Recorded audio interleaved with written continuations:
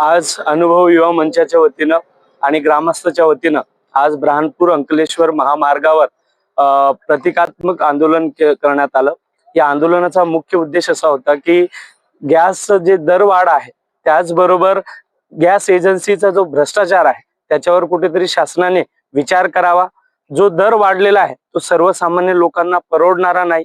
Ujjwala connection मोफत मध्ये देण्यात आलं, परंतु आता महिलांना त्याचा फटका कुठेतरी जाणवत आहे आणि सर्वसामान्यांच्या जीवनामध्ये याचा फार मोठा परिणाम होताना दिसतोय। म्हणून आज हे आंदोलन करण्यात आलं। याच्यामध्ये खास करून तुम्ही महिलांची संख्या बघू शकतात।